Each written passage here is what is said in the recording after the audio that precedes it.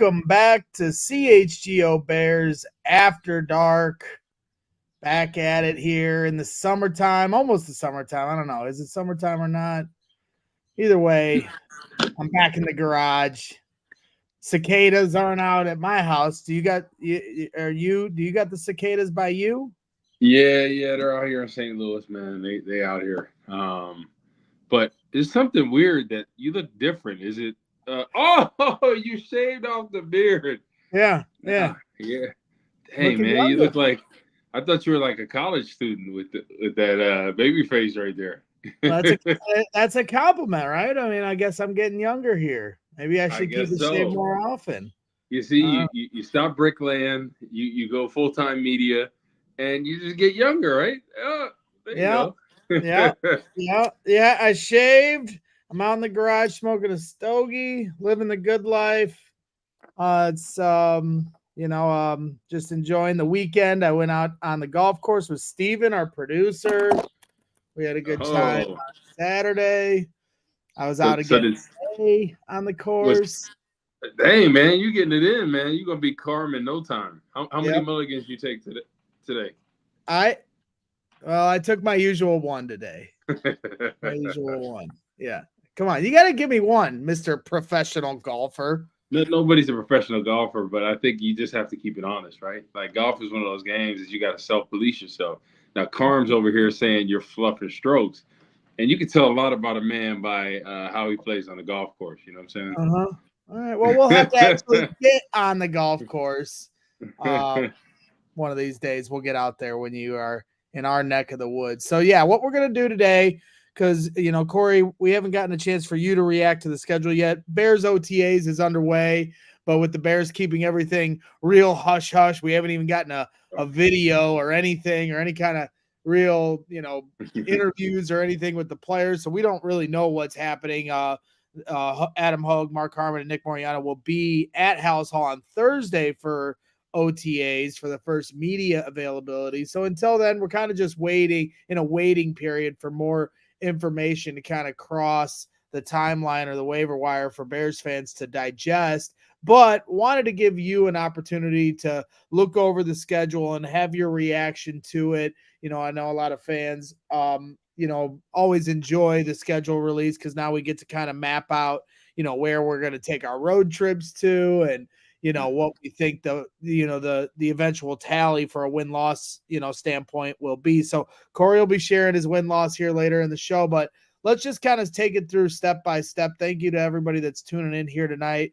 Hit that like button while you're hanging out here on CHGO Bears After Dark Summer Edition, summer vibes. That's what we're doing here, having some fun here. So week one, right out the gate, probably not a very expected, matchup. Everybody was talking, a couple weeks ago, we were talking Lions or Texans or the Vikings, or Washington. And we get the Tennessee Titans at home, a noon kickoff, and I saw this video, of someone that works in the TV broadcasting side of things with Kay Adams and, with the NFL. And she said that, that they were leaning on Caleb and the Bears to carry a lot of their 12 o'clock slates here this year.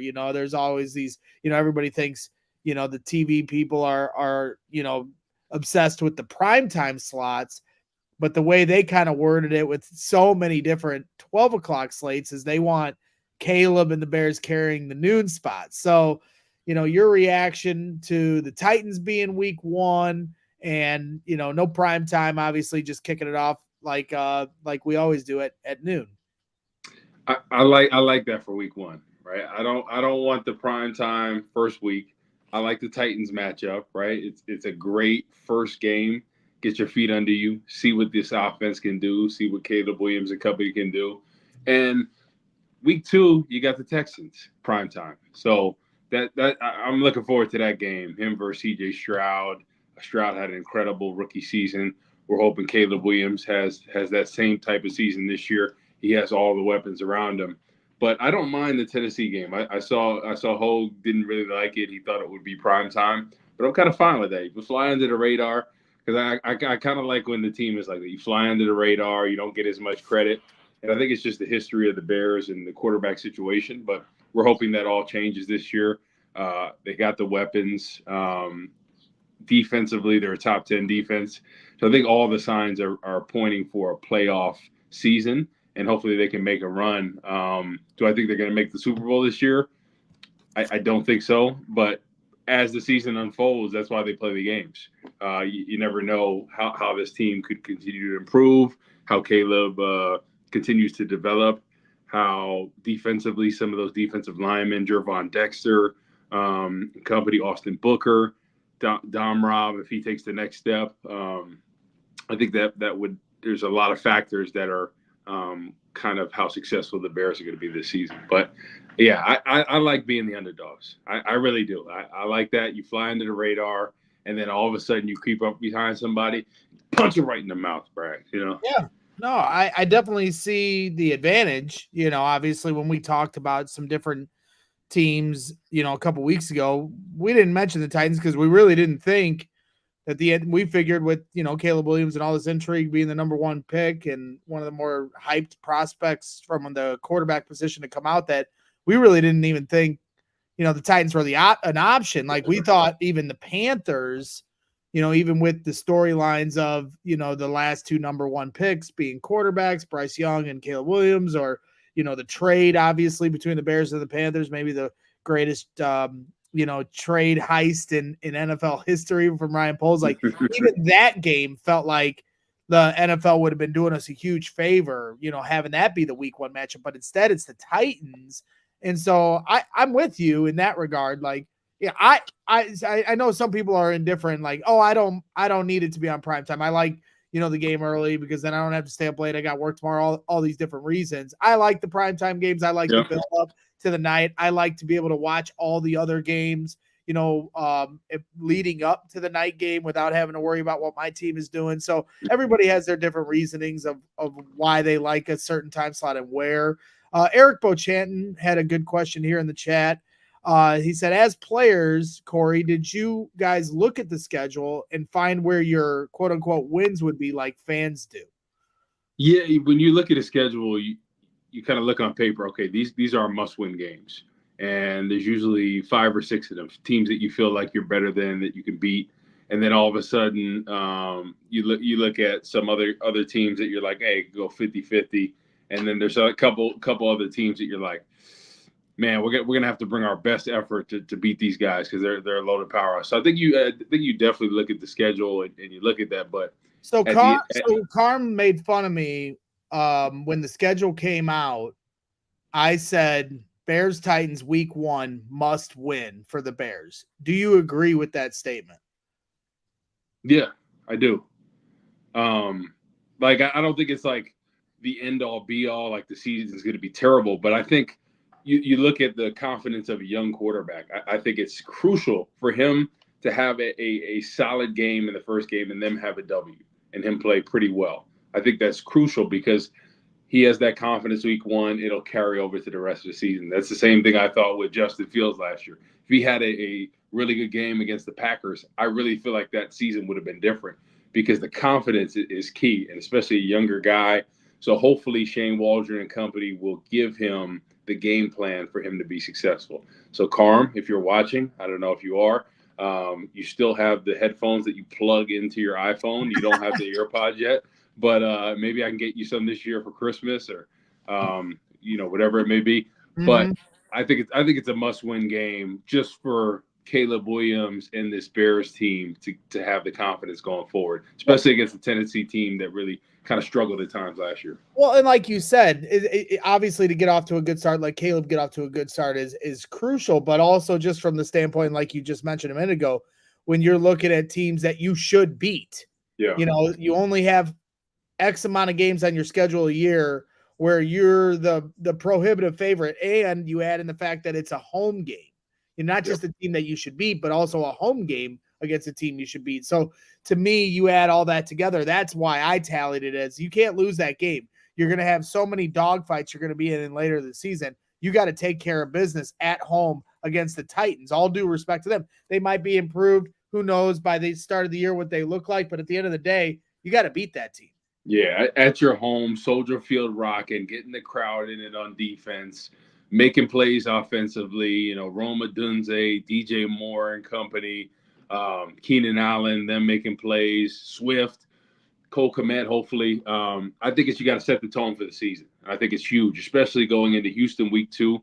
Right. Houston You revamped lose week themselves even one. more. Exactly. You lose week 1. Now you're going to Houston week 2. Now you're behind Oh the yeah, eight ball. think about that. They got an added weapon in Stephon Diggs. They got Daniel Hunter as well. That's going to be a tough game on prime time. So you don't want to go 0-2 to start the season potentially. So I think week 1 is a must win. Well, let's get into that then. Week 2, you got Texans on prime time. That's going to be, everybody's looking for the most hyped game. That might be the most hyped game of the year. Sunday Night Football, week 2 in Houston. CJ Stroud, rookie of the year, had an outstanding year for the Houston Texans. Probably should have been the number 1 quarterback taken, but the Panthers chose Bryce Young, and the rest was history. And now it's CJ Stroud versus Caleb Williams week 2 on the primetime stage. If the Bears, let's say the Bears can take care of business and beat the Titans, what percentage do you even put on the Bears upsetting and starting the season 2-0? Because I mean that would be a hell of a springboard, but I think it's also a tall order to ask for.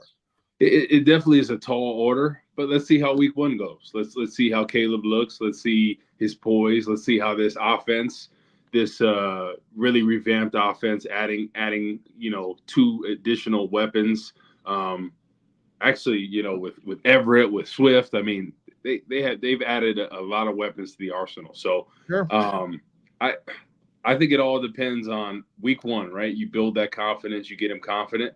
And then week 2, big stage, it sets up for a lot better of a situation. And hopefully Shane Waldron will have the game plan. You keep the defensive line at it. They got some talented guys up front. You got to keep those. You got to keep Caleb Williams upright. You got to keep him safe.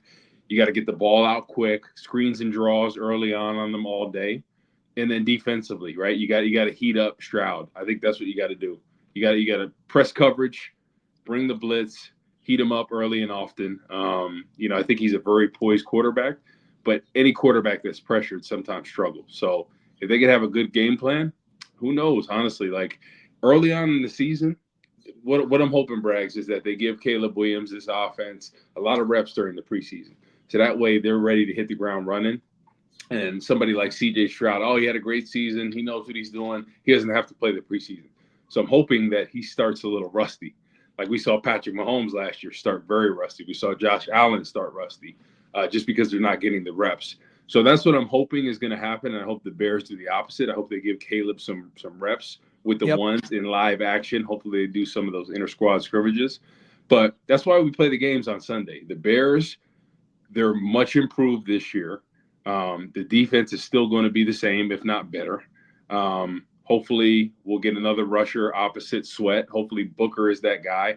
Hopefully Walker's the guy inside alongside Jervon Dexter. He takes the next step.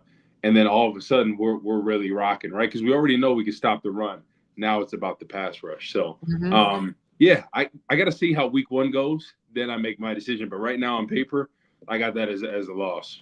Right. Well, we do our predictions now. And like I said, we'll get your full tally, here at the end of the show for fans to hear. And then we'll have our predictions right before the seasons once we have like a better scope of how everything looks and the rosters are completed. Because let's face it, the Bears should be adding more pass rushers, I would hope, to this team. A little more depth across the board isn't going to hurt this team by any means. And then we do our predictions week to week, which to me is where I put my most stock in. We can have our predictions now and have fun with it. I said 13 wins on Wednesday. You're a homer. You're a homer. Well, honestly, and as we go through it, and we can talk about it more, but I just think there are a lot of available wins on this schedule. I mean, they have like from a strength of schedule standpoint, one of the easiest strength of schedules. And I know that's kind of before the fact. Doesn't hold as much water as then after the season. What did your strength of schedule look like? Like we're talking about last year's teams, rosters look different, so it's a different conversation. But I do think they have a lot of winnable games on their schedule. I don't see a lot of games on their schedule where I'm like, will they get blown out like they did last year against the Chiefs? when we saw the schedule come out last year, people were like, I'm going to the Kansas City game. I was like, more power to you. Have fun driving to Kansas City to watch an ass whoop. And me personally, I wouldn't do that, but I understand people want the barbecue. I want the dub, so I don't see that on their schedule this year. I don't see that game where I'm like, they have no chance of winning this game. Last year, they had that game, and then they were also blown out against the Chargers, but that was with Tyson Bagent, on the primetime stage. That was a tough spot for the Bears in that game. But I really don't see too many games on their schedule with this potential of being blown out either. So, I think we'll get into it. And let's not forget, the Bears started 0-4 last year and still found their way to 7 wins. And if they were able, like somebody put in the chat, Eric Bochanton said, in the first quarter of the season, if the Bears go 2-2, we are in good shape going into the easier stretch of the schedule. And I don't necessarily disagree. I mean, I'm hoping for, 3-1 is my most ideal start. So let's get into these next couple games as we get through, as Lovie Smith, your former coach, used to call it, the first quarter of the season. I know it's now 17 games, not 16, but we'll try to break it into the Lovie Smith, talk and call it the first quarter of our season. And now you have the Colts on the road, and then you've got the Rams at home. And if you also want to add in the Panthers, if you want to just bunch these next 3 games in before the trip to London, for me personally, and I want to hear your thoughts, but I look at those all 3. I know the Colts finished strong last year, but I know Bears fans will travel well to that Colts game.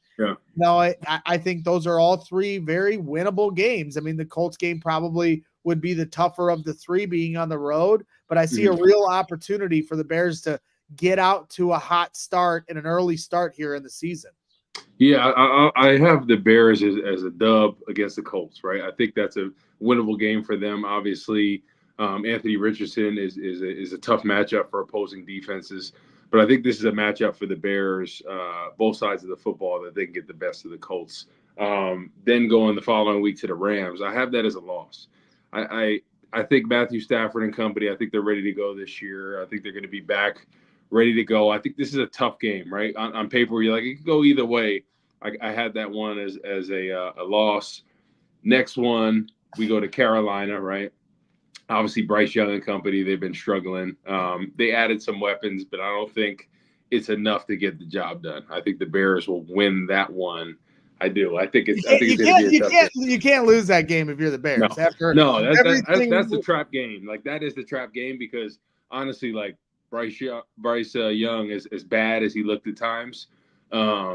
He has a better weapon this year. He's got 2 weapons that they added, and you never know. Xavier Legette, right? Xavier Legette, exactly. and Adam Thielen, yeah. And then another year in this scheme. Obviously, last year it was tough sledding. They kind of left him out to dry. So I think C.J. Stroud is thanking his lucky stars that he ended up in Houston. Just the way they're building that team, and they're kind of doing all the right things. And you would hope that Carolina would have done that this offseason. They didn't really build like you thought. There are a couple weapons, but that's the thing with any young quarterback. That's why hats off to Ryan Poles and company. What they did to surround Caleb Williams with talent was a thing of beauty, because it's something the Bears have not done. And you got to get it right. And what's the key? A quarterback's confidence. You look at all the quarterbacks in the past, right? Justin Fields, talented, all this.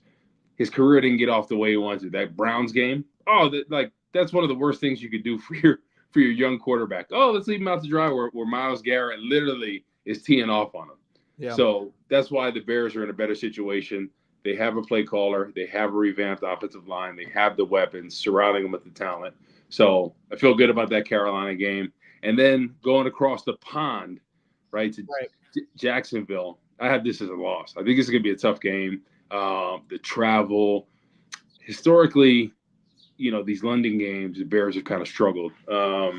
So I have that one as a loss. What did you have that as a win? So when I went through my little meatball, schedule release, predictions, I did have them at 13 wins, and I had them chalked up with a bunch of wins early, including the Jaguars game. But I will admit, and I said it on the show, and then even after the fact, of all the games that I feel really good about in the first half of the season, and there are a bunch, we're going to go through more of them, even after the bye, I feel good about it. The next 3 games after the bye before the Packers, but the Jacksonville game is more of a hope pick. We are taking the trip across the pond, to London. And if you go to truefantravel.com and search CHGO Bears, you can see our trip is there, and you can put your deposit down and come over there with us. We got a lot of fun things planned. And I know there's already like around 100 people that are coming Really? with us to that. Yeah. Wow. I know that initially there was like 70 deposits down, and I know more people signed up once the schedule was announced as well. October 13th is the date for the Jaguars Bears game, so please come on over with us to that. But that is more of a hope pick, because if I fly all the way out to London and they lose that game, like, I'm gonna be it's gonna ruin the trip. So like, it won't. Well, it will. It's at the end of the trip. But yeah, like, if I'm going to do all this fun stuff, and my wife and I already booked our flight, we're going to go in early, Corey. I'm whining and dining Jenny as she deserves. She's a saint. I'm taking her early. We're going as soon as the Panthers game is over. We are flying out the night of the Bears-Panthers game, the week before the game, because we're going to go to Paris for 3 days before the London extravaganza with our CHGO Bears crew. How about that, Corey? Dang, bro. You are wine and diner. You are Pepe Le Pew. I'll tell you what, man. You are romance is your middle name, Braggs. Yeah. Yeah. But anyway, it's not gonna spoil your trip. Honestly, yes, a Bears win in that situation, but it's not the end of the world. Jacksonville is a good team. Right, exactly. So I did pick them to win, but of all the 13 wins I found on our schedule, that's the one you could talk me out of. The other ones, as far as I'm concerned, I still feel very strongly about, but that's the one, the last time the Bears played at Tottenham Hotspur Stadium in 2019, it was a home game for the Bears. There was way more Bears fans than Raiders fans. It was not even close. Yep. But the Jacksonville Jaguars play a lot of games overseas, and they're starting to become the England team, because they play over there so much. So it will be interesting to see if it still feels like a Bears home game for that game, and it'll just be interesting to see how all that plays out. So that one certainly feels like a coin flip to me. I mean, Jacksonville isn't world beaters by any team. It's not like last year they had some great year or anything, but obviously that will be a tough game, as they head over to London. So then you go into the bye week, get a week off before you play the number 2 pick in the draft, the second quarterback taken, Jaden Daniels, and the Washington Commanders on the road, October 27th. I think that might be a Halloween. I don't know. Or maybe Halloween's on Thursday of that week. But either way, you got Washington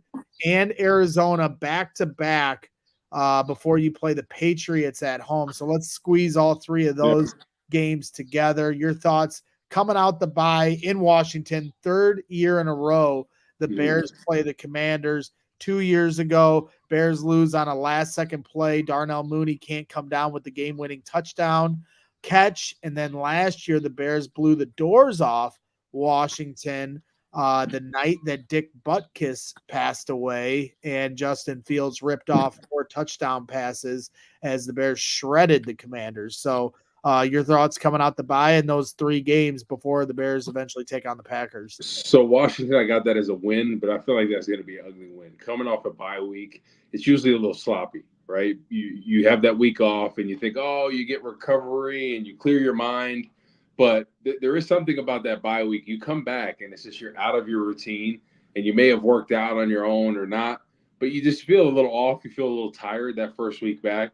So I think they're going to start out a little slow. I think they'll finish the game and win. But I think there's going to be a tight game, honestly, because coming off a bye is a hard task. I think most teams after a bye week kind of struggle early on, just getting the rhythm and flow of a game. So I got that one as a win. Then going to Arizona, I got that one as a loss. I do. I think that's one of those games where on paper they should win, but I feel like Arizona's going to surprise them. Kyler Murray scrambling, ability to make plays. He's really trying to prove that he's the guy going forward. So I have that as a loss. And then New England, I have that as a win. I think they're still building over there, trying to figure out things after Belichick. It's going to take some time to rebuild that franchise. So I got that as a win right there. Interesting. So Gary Ross and Matt Nagy in our chat are pointing out when I looked at the schedule and I said the 27th against Washington, and that might be Halloween. And you had an opportunity to correct me there, and you didn't, because my dumb ass completely forgot. Halloween is on the 31st, Braggs. It hasn't. I didn't even hear you. I mean, with Matt Nagy, Halloween is on the 31st of October every year. Yes, that's right. Braggs, what was your GPA in school?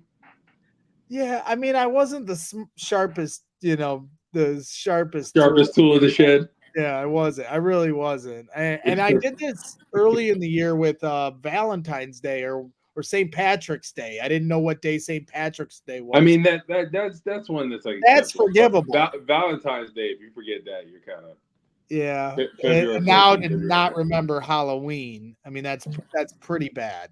That's yeah. Bad. So. Yeah, I'm an idiot. I mean, there's no hiding that from me. But okay, what about those stretch of 3 games, right? Washington, Arizona, New England. I mean, call me a complete homer, but I'm not scared of any of those 3 teams. I mean, the Bears beat Arizona at home last year. Yes, it was later in the year. Arizona gets Marvin Harrison Jr. The Bears are going to be showing up there. That's the one game out of the 3 that I guess, is kind of like the Jaguars game where you can talk me out of it. But at the same, and I mean, the Bears, they're not going to win every game on their schedule. So, it's a momentum thing for me. If the Bears are hot early on and they're beating Tennessee and, the Colts and the Rams and the Panthers, and these wins start stacking up, the hotter this team gets, the tougher they're going to be to play week to week. Before we haven't even gotten into a divisional game. I mean, I honestly feel good about all 3 of those games. None of those 3 teams scare me at all. I mean, there's a lot of context as we get to that part of the season. Who's healthy? I think the biggest key for this season, and I'm hoping that Ryan Poles does what he did last year, and as he brought in Yannick Ngakoue before training camp, but with all this hopes and dreams of the Bears winning 10 plus games and making the playoffs, they're hanging by a thread with only having Montez Sweat as their edge rusher right now, as their only real pass rusher. Yeah. Like Dom Robb, I mean, that's a hope and a prayer. You've got some different options from a rotational standpoint. DeMarcus Walker, you can put him outside, put him inside, but is he really a game changer? I don't know if you're going to be able to get a game changer. So if Montez Sweat were to, God forbid, go down for any reason, you're really putting this defense behind an 8 ball. And I know Chubbs, who's been in our chat, was, a big advocate for, getting a pass rusher early on. I'm glad they took Rome Odunze, but you can't hide from the fact that they're hanging by a thread in terms of, putting all their hopes on getting to the quarterback all on Montez Sweat's shoulders for this whole season. That was my main concern when it talked about the draft. Like, I was really hesitant about picking an offensive player just because of the need of defense opposite Montez Sweat. I'm glad they chose Rome Odunze. Like, this was about getting the quarterback right.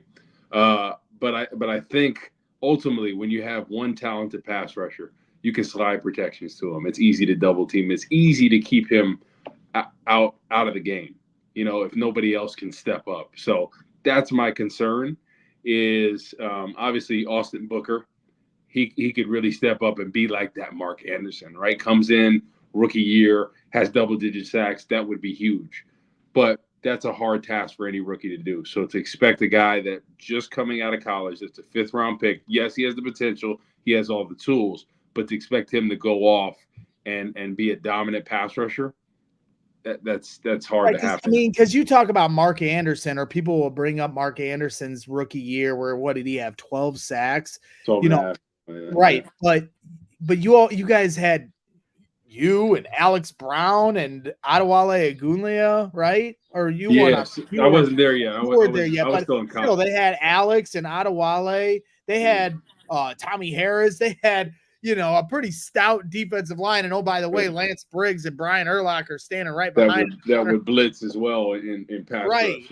So like, I don't know if you can depend really anything out of Austin Booker except to hope that he develops, on a decent scale, kind of in the way Gervon Dexter did. But that took him some time as well. Exactly. I think the one good part about Austin Booker is he flashes a lot more of the natural pass rushing tools than Gervon Dexter did, right? His get off is pretty consistent. He plays with pretty good pad level. His arm length, his moves are there. So all the tools are there. You see a lot more that you could be like, oh, I could see him having some success early on. So that would be huge if he could step up. But yeah, it's just the part I worry about, right? The top 10 defense is just the fact that when you can keep a defensive line at bay from getting to the quarterback, you know how much stress that puts on the back half. Yep. And it all works together. Everyone said, well, they did it last year. But I'm sure people are going to look at film and say, okay, number 98, that's the guy that we or Montez, what number is he? 98? Yep. Yeah. 98. That's the guy that we got to turn to. Or no, Gervon Dexter's 98, right? Gervon's 98. I don't know who Montez is. I'm not sure. No, Gervon Dexter is 99. Montez Sweat's 98, right? You've got me. Dexter is 99. Dexter is 99. Montez is 98. So, yeah, I think teams are going to look at the film and say, okay, let's just keep this guy from getting to the quarterback. If we can do that, quarterback can be back there, have all day. So that's my main concern is this top 10 defense that we saw a year ago. I'm just worried that they might not be the same. Well, and what I'll say too, to the point of like, if let's say Montez Sweat went down and now they're essentially the defense they were for the first half of last year when they didn't have Montez Sweat. Well, when they started the year, Kyler Gordon was hurt. Tyreek Stevenson was a rookie, so you had some different, and Tremaine Edmonds and TJ Edwards were brand new to the defense. Gervon Dexter was a rookie. So I'm just thinking of all the different scenarios that could play out, that could linchpin and what could happen in the season. Let's hope Montez Sweat plays all year and is healthy and we don't have to worry about this problem. But in the event something like that were to happen and he's out for a couple weeks, let's just say, well, I do still think the defense is elevated from what they were last year. Obviously, taking other injuries out of consideration, obviously those things will happen. But then I also think the offense potentially could be better and something that can help the defense out, because in those first 4 weeks where you didn't have a pass rush, you're holding on for dear life defensively. You also weren't doing much offensively to, be able to, help your defense out with the lack of pass rush. So we'll get into the second half of the schedule, starting out with Green Bay and all the different divisional matchups they have, obviously all, stacked up here at the end of the year. But first, want to give a shout out to a couple of our sponsors here on CHGO Bears After Dark. So please hit that like button while you're hanging out here. We appreciate you hanging out here. Somebody was asking in the chat, Braggs, what cigar are you smoking? I smoke Leatherwood Roses. So this is my it's called a Torpedo, Q Harland. Leatherwood Rose is my jam for cigars. So we appreciate you guys hanging out. And we also appreciate our sponsors, Illinois Pork Producers. Really been, a fun addition here to the CHGO sports, community. So make sure you're hitting them up here. Because it's grilling season.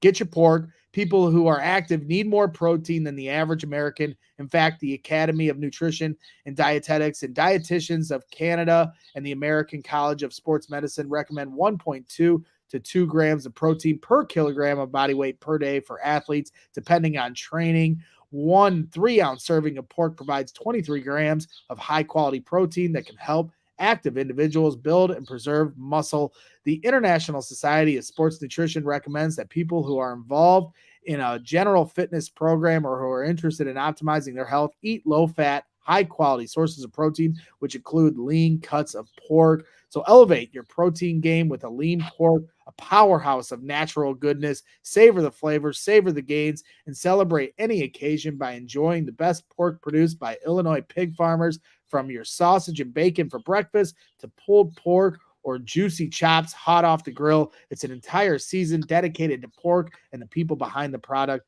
paid for by the Illinois pork producers, generations of commitment. And I also want to give a quick shout out to Lucy. Make sure you're hitting up lucy.co /CHGO Bears for 20% off. Made for your nicotine routine and delivered straight to your door. 100% pure nicotine, always tobacco free. Choose your form, pouches, breakers, or gum. Choose your strength from 2 milligrams to 12 milligrams. 2 milligrams is suitable for someone who uses nicotine infrequently. 4 to 8 milligrams for someone who's more likely to satisfy if you have an everyday nicotine routine. And 12 milligrams might be for you if you've been underwhelmed by the effects of other nicotine pouches. And you can choose your flavor from mint, apple ice, espresso, mango, and many more. Save yourself from the weekly gas station stop and sign up for a monthly subscription. Save 15% off. No commitment. Cancel anytime. So let's level up your nicotine routine with Lucy. Go to lucy.co /CHGO and use the promo code CHGO to get 20% off your first order. Lucy offers free shipping and has a 30-day refund policy if you change your mind. That's lucy.co and use the code CHGO to get 20% off and always free shipping. Make sure Lucy products are only for adults of legal age, and every order is age verified. This product contains nicotine. Nicotine is an addictive chemical, so keep that in mind. But make sure you're hitting up lucy.co /CHGO Bears for 20% off. Okay. Wait, Braggs, real quick. The one ad, the pork. So a highly tuned athlete like yourself, how many grams of protein are you eating a day? I eat 200. So I'm on a protein diet with my guy Mikey, Mind Over Matter Fitness. I'll give him a shout. He's got me. I've got 220 grams of protein per day. That's what I take. So I've got about 175 carbs per day, 220 grams of protein per day, and about 65 grams of fat per day. And so I can eat anything I want every single day, but it has to hit those numbers. So I can eat any assortment of what I typically eat the same thing, just so I don't. The calories too? You got to stick to a certain calorie. No, it's not about the calories. It's about my grams from fat, protein, and carbs. And so I follow what that is every day. And then every couple weeks, he'll drop my numbers. And the fat is really where you get it. So if you start out at like 75 grams of fat, drop yourself down to like 60 grams. That's where the weight loss really takes place. So I thought the weight loss was more calories in, calories out, right? If you're in a deficit, you're going to lose weight. Well, this is actually a bodybuilder diet. So like this is a way to put on muscle mass. So like I'm losing weight, but I'm also gaining muscle, as you can see. So it's about eating a lot of protein and working out 5 days a week and lowering your fat week to week as you go. And then it elevators. So then I reverse diet every like 6 months, and then I'll go up. Like he'll put all my numbers real up, and then we'll drop it back down. You said bodybuilding. So during the season, I don't see you with some better arms. I'm gonna fight your trainer, Mikey, or whatever. Listen, it's about consistency. Okay, so I've just surpassed a whole year of staying committed to this, and Jenny and I both have been doing this, and you can really see the difference. So shout out to my guy Mikey. But who cares about my physical fitness? Oh, everybody cares. Everybody cares. It's like the Truman Show, man. Well, I mean, I know I Wait, can I see a flex real quick? Let's see. Oh, look at that. No, like can you roll? No, I'm not going up there. Come on now. Every show you do this to me. Bears Packers. First divisional game, November 17th on the lakefront. Me on Fox. I think might be a 3:00 game right now. So we got 3 straight divisional games. But let's start with the Packers and then work our way through the Vikings and Lions. Your thought on one of the toughest stretches in the middle of the year? Yeah, so I got this one as a dub. I think this is the year they beat Green Bay twice. And I know Hogue is like, oh, it's easy to split. Nah, they're gonna beat Green Bay twice this year. They are. They Uh-oh. are. That's what I got. So that first Green Bay game, that's a dub right there. Minnesota, that's a dub.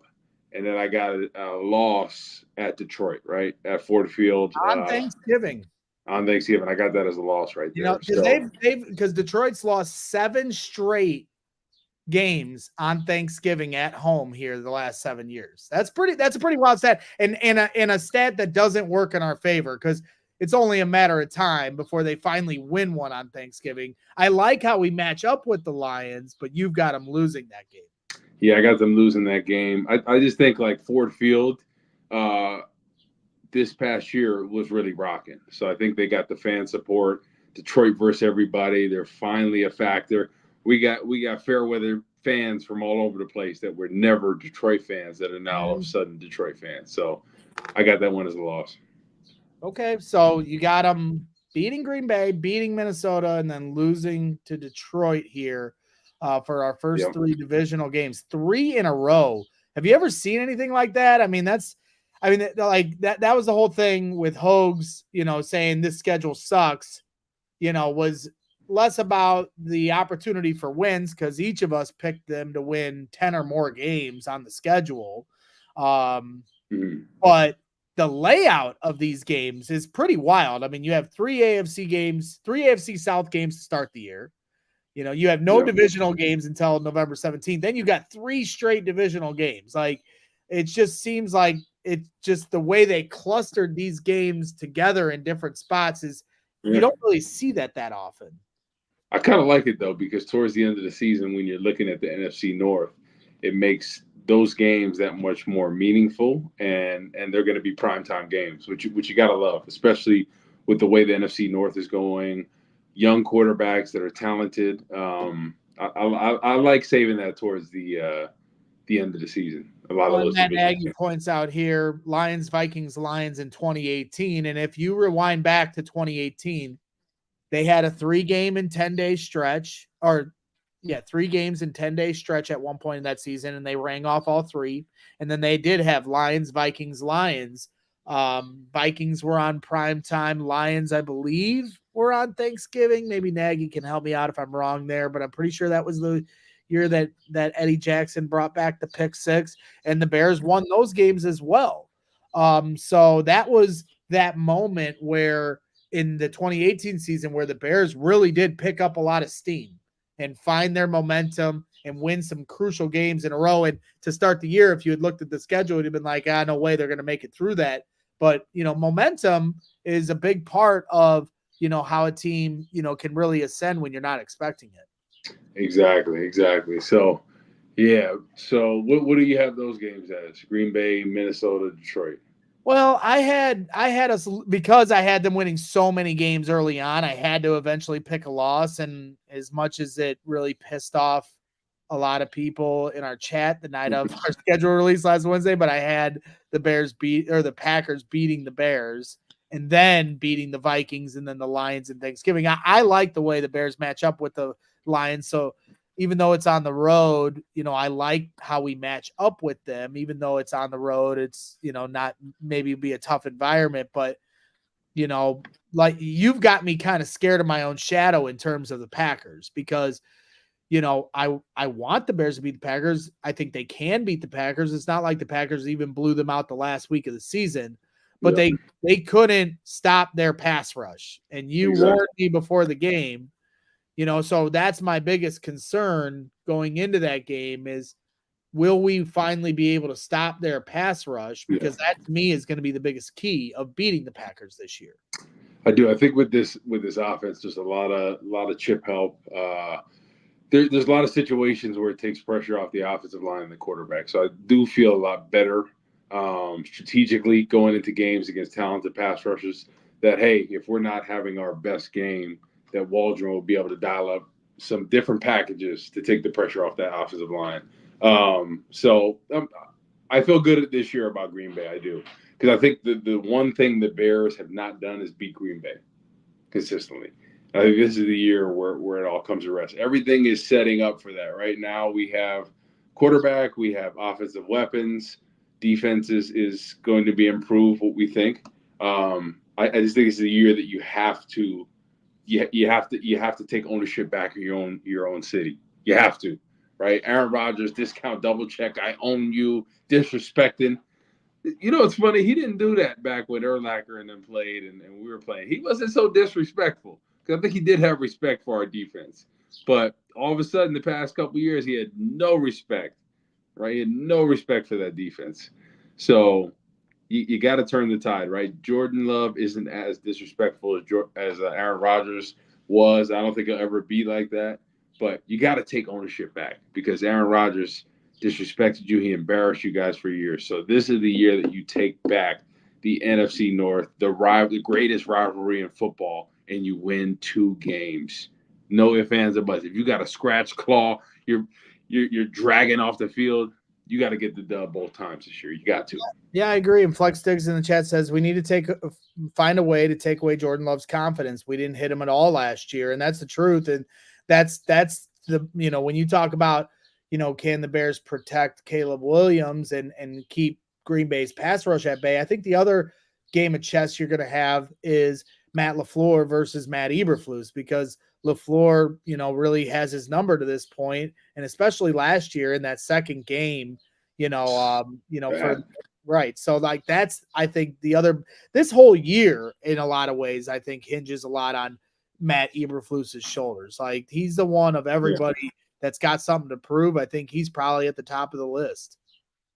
Yeah, I think this year Eberflus really has to dial up the blitz. I feel really great about in coverage, the linebacking core, the secondary.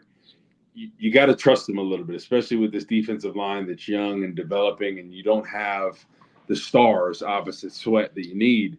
Dial up the blitz, right? Really put the pressure on a guy like Jordan Love. And last year, I thought he was just so comfortable in the pocket, right? They very rarely pressured him, especially in that second game at all. He was very comfortable. He was sitting back there, having the time of his life, making a sandwich, drinking a Kool-Aid, like literally having. So this year, Eberflus has to dial up the blitz. Like I think you do it early and often, and then once you feel good about your pass rush, you mix it in here or there. But I think early on to really put the pressure on the quarterback, you got to dial up that blitz. Okay, we have getting into the rest of our schedule here, getting Corey's reaction to the schedule. As we have some guy named James Joseph completely losing it in the chat, but that's okay. Calm down, James. Danny Noonan is asking, Woot, how helpful is it to have a full year of game tape on Jordan Love and CJ Stroud? Do you see some regression happening with either of these two? No, I don't think so. I think they're only going to continue to improve. I think they're both hard workers. I think they showed it in a year, especially like their first full year playing. Jordan Love obviously wasn't a rookie, but he was like a rookie. Just the confidence that he had, like he was ready to hit the ground running. He's got a great play caller in Matt LaFleur. I look at CJ Stroud, he had a great year, and now you add Stephon Diggs, you add Danielle Hunter, some other pieces on the defense as well. Another year under Bobby Slowick, that's a Kyle Shanahan disciple. I think they're just going to continue to improve, and they're going to be one of the better quarterbacks in the league. I think they're you just when you see somebody and you see them play, they just elude confidence, right? Like you just see the confidence oozing, from them. They're just so confident. Like, and the thing about Jordan Love is, it looked like you were watching Aaron Rodgers. Some of his body motions, his movements. And CJ Stroud, I mean, there was times in there, when he was in the pocket, pressure in his face, bucks up, throws a strike, gets blasted, for a touchdown. Like he just has that poise. Jordan Love has that poise. I see them only improving. And I think it's a great thing for the league in general to have young quarterbacks that are talented. Now, Bears, let's have our young, talented quarterback in Caleb Williams. Let's have him be one of the guys. And I think it's crucial. The confidence, Braggs, this opening game with how Shane Waldron, how he sets up Caleb to be successful in this game. Because this game, I really do. Tennessee, Carm doesn't think it's a must-win, but I think it is a must-win for setting up your young quarterback for a successful season. He goes in there, he plays a good game, he throws a few touchdown passes, he's efficient, he doesn't get hit much. You know how much more confident that would make him going into primetime and Sunday Night Football against arguably one of the hottest quarterbacks in the game, one of the best teams. Like, they're a rising superstar, the Houston Texans, you know, what they're building over there. So I think that first game is crucial. And if he could do that and the Bears can have their guy at quarterback that we feel great about, and he have a season like Jordan Love or CJ Stroud, that would be absolutely huge. So I think that'll just be icing at the what year was your rookie year? I know we go through this every week. 2010. 2010. So that was Jay was that Jay's second year? Okay. Mm-hmm. Yeah, because you know, because I can remember Jay's first days at training camp, you know, and you know, Kyle Orton was, you know, scrappy, but I wouldn't say he was like overly talented, right? Like he's a game manager type. He got the job done. He had a really good career at Purdue. He won a lot of football games, even in the NFL. But there was a difference in talent level when Jay got here. And even though he threw 30 interceptions his rookie year, and it wasn't pretty, you knew he was capable. And so it will be interesting, especially with OTA starting this week. You know, I've always phrased it as somebody that, you know, is just the average fan in the stands that, you know, tries to identify who he thinks he's going to be good or not based off of seeing previous training camps or previous Bears teams, and not the kind of knowledge that you have with the game. Is for me, I phrase it as you know it when you see it. And I'm just curious to when we finally get to see Caleb Williams out there, you know, in OTAs and training camp, and the reporters are there, and then we finally as fans get to lay our eyes on how this is going to look. If there is that much of a difference, it's a visible, you know it when you see it kind of difference. And maybe he'll have his struggles, maybe not, but just like Jay Cutler, you can see the talent level, you know, like that's my hope, is that's visibly available the first couple of days of practice. Yeah, you know, I think he checks all the boxes, Caleb Williams, right? He's got the arm strength, he has the quick release, has all the talent in the world. It's honestly, like, you look at Jay Cutler. Jay Cutler honestly could have been one of the best quarterbacks ever played. People say, "What, are you kidding me?" I'm talking about from a talent perspective. You know, like talent-wise, I mean, cannon of an arm, could make every throw sometimes. You know, there was questions about, you know, him and offenses, and like, did he love the game? Like, I don't know, right? Like, I think that's what people questioned about him. Like, he has all the talent in the world, but can he put it all together? And I think that's sometimes what you see from a lot of talented quarterbacks. They can't put it all together. And because when you see Jay Cutler, I mean, you watched him a lot in training camp throughout the years. There's no throw that he couldn't make. There was no throw that he couldn't make, right? When he was on, Adam Gase was here, that season was a thing of beauty. Like, seeing him throw the ball, it was unbelievable. Like, just how he scripted for success for Jay was incredible. And you're like, if he could have done that most of his career, you know, he would have been a Pro Bowler every year. Like, the type of year he had, that's how talented he was. Yeah. But I think the thing on Jay Cutler, what rubbed people the wrong way, was the fact that he wasn't one of those guys that you're like, oh, he's a natural born leader. And I think when people are talking about quarterbacks, somebody said, why does Brax look like? Do you agree with this? I've heard this before a few times. Now, when I'm overweight, like I tend to be from time to time, I don't get it as much. When I'm overweight, people call me Fat Tim Tebow. I get a lot of Tebow, and I have gotten some people saying I look like Cutler. I know we're going off the rails here for a second, but Do you think I look like Jay Cutler? No, I don't. I think you look like Jay Cutler, the bodybuilder, because of the diet you've been doing. Okay. No, but I mean, like, when you look at Jay Cutler, right? What did you not agree that, like, most of the time you want a quarterback that, like, you know, when the game's on the line, you look to him and you're like, this is the guy that's going to lead us to victory. And I just think, like, around the league, locker room, I just don't think anyone was really like, oh, okay, this is the guy that's going to take us to the promised land. I just don't think he was. Now, I told you the difference when Josh McCown took over. Doesn't have half the talent that Jay Cutler has, but I think guys just bought into the type of leader he was, and it's not like that's just not who Jay Cutler was. Do you think it was because like Jay played with a lot of toughness? Jay wasn't afraid to get, you know, physical with the defenders. He'd run a DB over. He'd crash his way into the end zone. He'd talk shit to the guys on the other side of the line. Yeah. But was it more about, and I'm asking this, I don't want to try to lead you into it, but just from my observations, was it more about when adversity hit, how he reacted to it? Because for me, that was my issue. I don't know if that's what you're speaking to, but like Josh was cool, calm, and collected.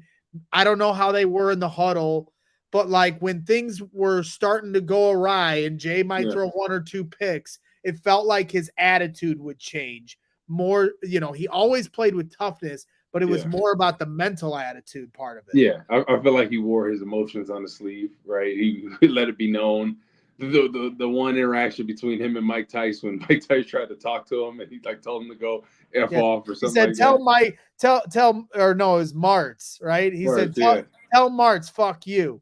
And then one time they showed a clip of it recently, like he went to go Mike Tice was sitting on the bench, 2011, I think he was the coordinator.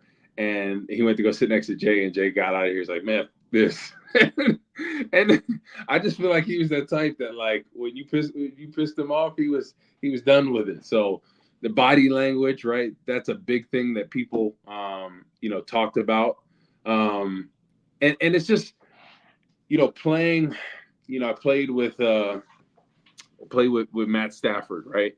And he's one of those guys that, like, just like everybody in the locker room gravitated to him, right? And I just know I don't think people did with Jay Cutler, and I'm not knocking him at all. Like people think I'm coming at him. I just think that's just not who he was, right? He's not that guy that's like, I want to be that leader.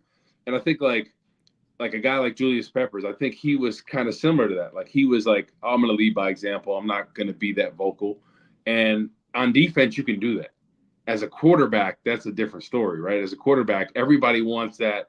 Okay, you go on a knee, in a 2-minute drill and say, guys, we're going to drive down the field. We're going to stick it to them, and then we're going to go for 2, and we're going to win this game.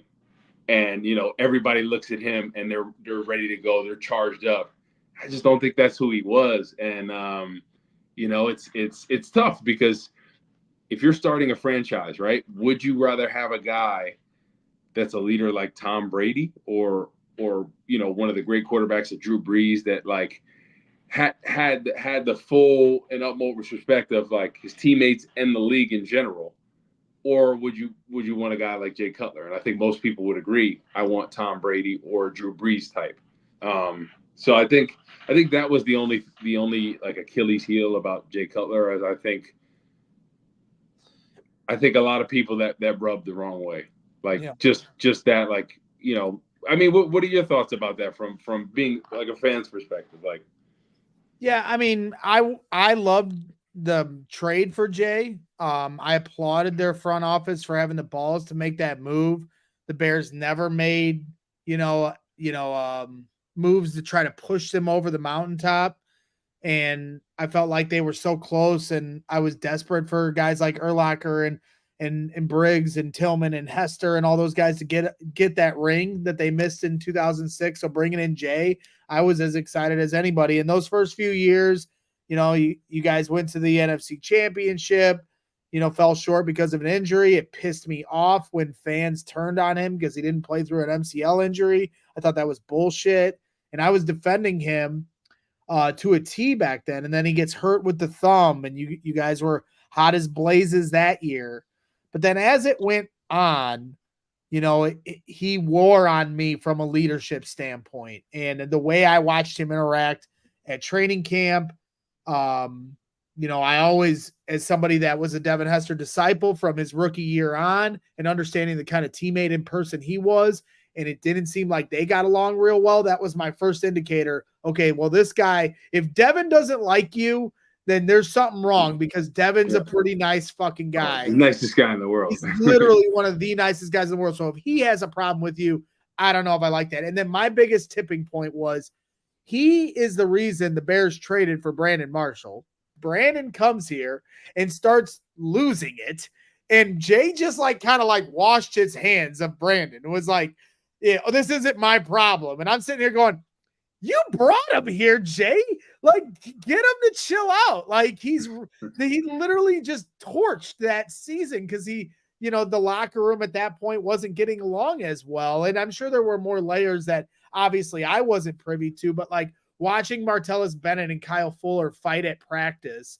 And then people don't remember that day of practice, and you were there, right? When Martellus and Kyle got No, I was gone. I was okay. in Minnesota then. Okay, so yeah, the years all kind of mold together. But Kyle and Brandon get in a fight at practice at training camp, and Martellus gets suspended for like 3 or 4 days. It was bullshit that Martellus got suspended over a silly little tussle like you see any day at camp. And what people don't remember on that day was Brandon also had to be taken off the field because he was losing it for no reason. Like he wasn't even involved in the fight and then made it all about himself. And so like that year, the Bears completely tanked and all the signs were there at camp. They did not have the right vibes and they needed a leader like Jay Cutler, who was getting paid a lot of money to be the franchise quarterback of this team. And he didn't want to take the ownership of corralling the troops. And so for me at that point, I kind of washed my hands of him like, this isn't our guy.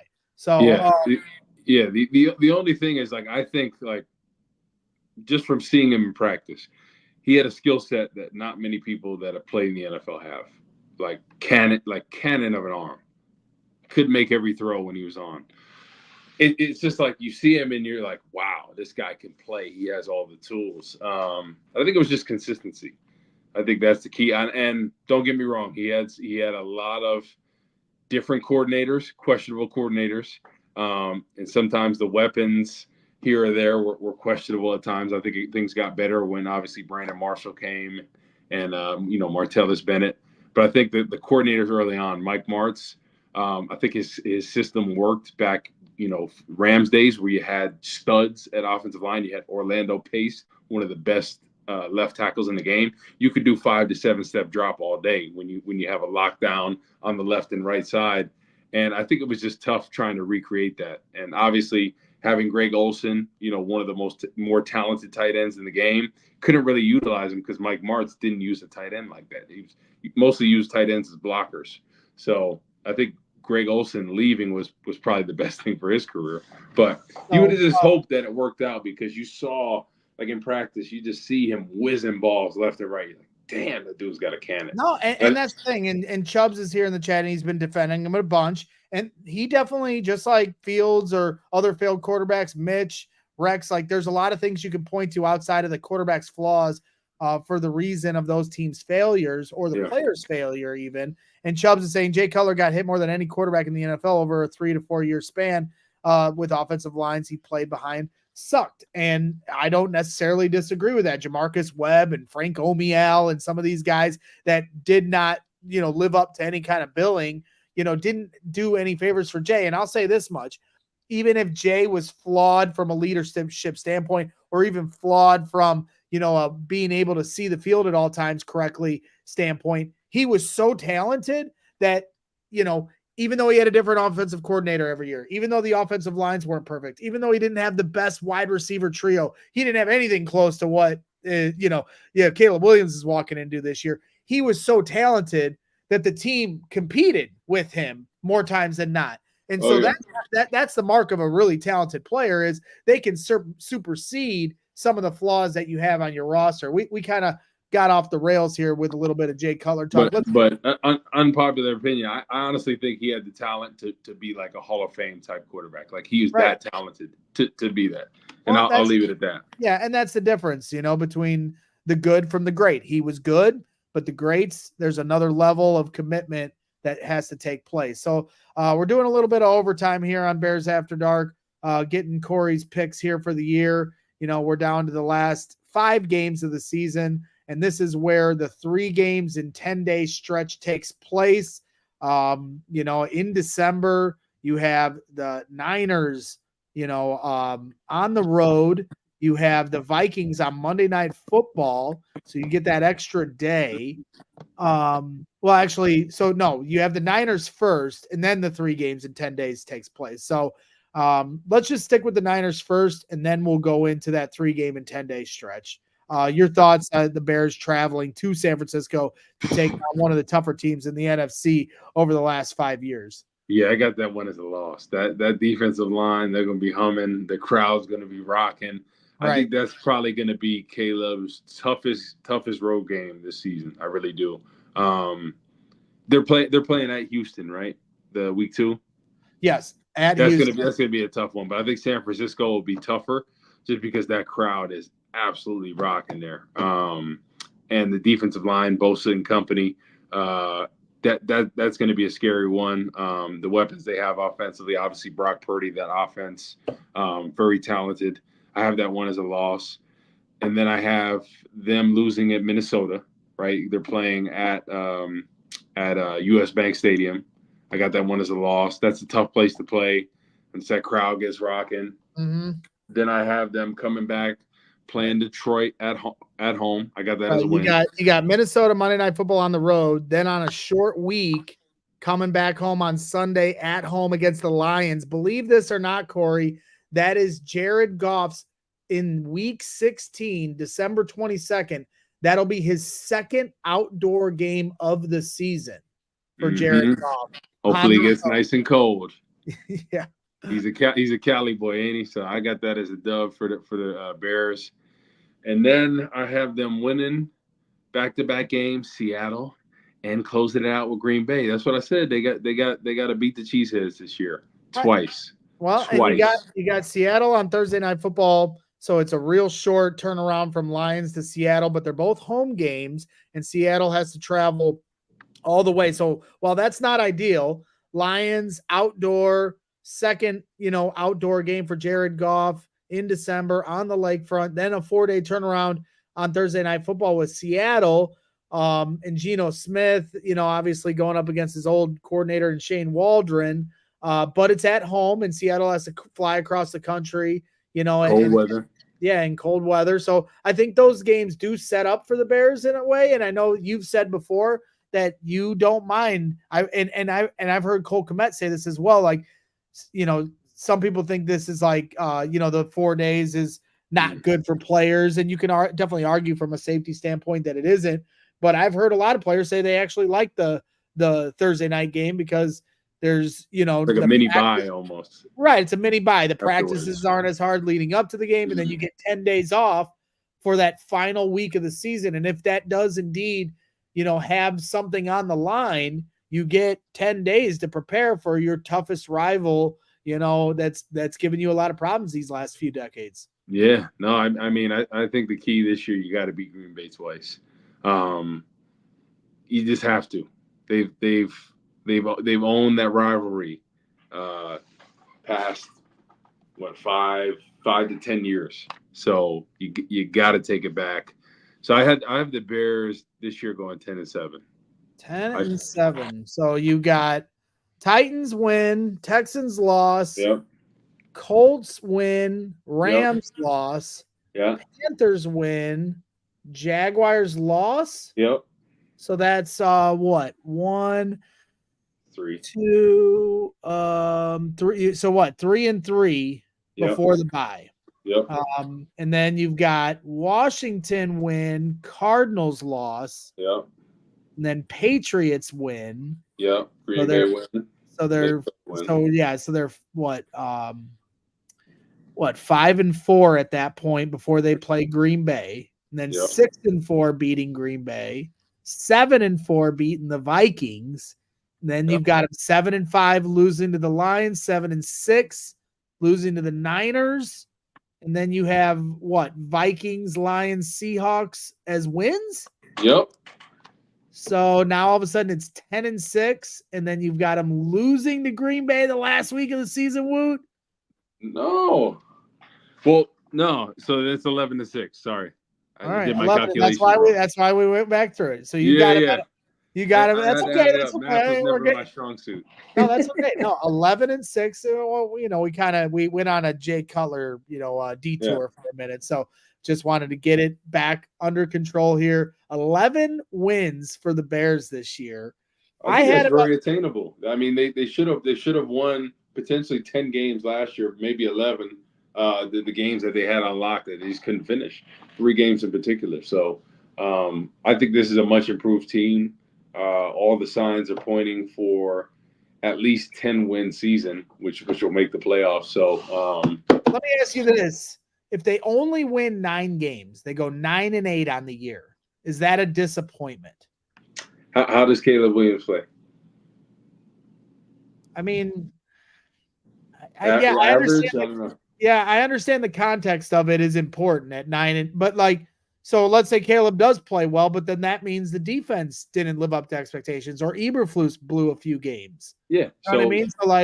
So I think that's the positive, because I think this year in general, right, is all about Caleb. Obviously, if we can go to the playoffs and I don't think they're making a Super Bowl run, but if Caleb Williams does well, and that you look at the defense, you're like, hey, we had a decent year, but we just couldn't generate pressure. With the first round picks next year, that you're going to address that defensive line. That free agency, so you're probably going to get 2 studs there. So yeah, I just think I think they're going to make the playoffs this year. They should have made the playoffs last year. They're an improved team on paper.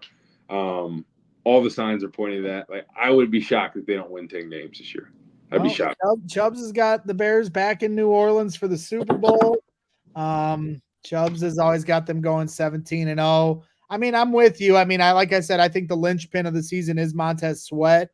He's got to stay healthy above any other player on the roster, maybe short of Caleb Williams. Him and Caleb are 1 for 1 in that regard. But, especially Montez Sweat with that defense, as long as he can stay healthy, you're going to have injuries across the board on your roster. That's just the nature of the beast in the NFL.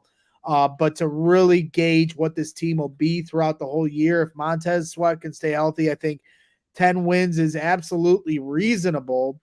And it is really interesting as you go through it. And like I said, I mean, when you look at that first half of the year, you've got them 7-4 before they play Green Bay. That's what I mean.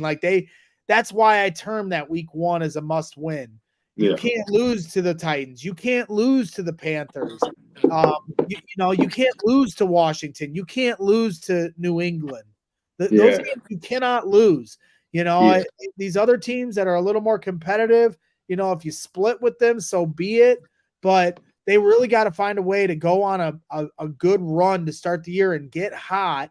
And it seems like the schedule makers have laid this open as an opportunity for the Bears, but they got to take advantage of it, because when you get to that second half of the season, you got 3 straight divisional opponents. You got 3 games in 10 days. You got 3 games on the road. Then you got 3 games at home. You got a Thursday night game, the second to last week of the season. They're probably going to be put in another primetime slotted game at the end of the year with playoff implications on the line. Those things are going to happen. So you've got to build yourself up enough cushion before you get to that point so you can have a little bit of a margin of error. But it'll certainly be interesting, and I think they have every opportunity in front of them to do that. So it'll be fun to watch. That's for damn sure. Exactly. It's going to be an exciting year. Definitely excited about this. And just looking forward to just seeing the difference, difference with how offense is play calling is, because that was a key thing, right? Obviously Fields needed to play better at times, but I think we can all agree it was very inconsistent. There were some games where there were great game plans. Other games you're like, what the heck are you doing? 15 swing screens. So I hope we see none of that this year. I hope we see a good mix and match, run game, pass, the play action, take the pressure off the offensive line and Caleb Williams early on. And I really do think they'll have a successful season. And I think we'll see Caleb flourish. And, there will be some growing pains. I think no quarterback, even C.J. Stroud had a couple games early on where you're like, oh, okay, what's going on? But Carolina beat them last year, right? Who's that? I think Houston. Did Carolina beat them? Yeah, they did. Right? They almost screwed us out of a pick when that happened. Yeah, on a game-winning field goal at the end of all the teams for Carolina to beat last year. Bryce Young actually did take down CJ Stroud. So, it's any given Sunday, it's a week to week league. So we can have our fun with our predictions now. Don't hold us to them because, like I said, then we're going to have our second prediction slot right before the year once we have a better, scope of what these rosters and these teams look like. And then we'll have our week-to-week predictions, which is what we officially lock in as our official prediction. So it's at the end of the day, it's just a fun exercise to get to know the schedule a little more and really dream about how this season's going to go down. And we all can't wait for it to get here, so just stick with us here this summer. We're going to have some fun, have some laid back, some loose shows, and try some different things. Maybe we'll take more trips down memory lane like we did earlier with the Jay Cutler talk, and maybe we'll find some other things. I know last week or 2 weeks ago we talked about Matt Forte and some of the different guys, so maybe we'll try to find a way to have some fun interviews here this summer and help bridge the gap from now until training camp when the action will really start to get rolling. So, Woot, thank you again for all your insight. Happy to finally break down the schedule with you. Thank you to everybody, including James Joseph, for hanging out here in the chat. Please hit that like button for hanging out here tonight with us on CHGO Bears After Dark. And we will be back tomorrow afternoon. Adam Hogue, Mark Carmen, and myself will be in studio. We've got Ian Wheeler, you saw today, our John Jackson interview that we did over the weekend. We also had an interview with undrafted free agent rookie running back Ian Wheeler out of Howard that will play in the second half of our show tomorrow afternoon. So make sure you stay tuned for that. So until then, have a good night, ladies and gentlemen. We'll see you soon. And always, bear down. We all silly like the mayor.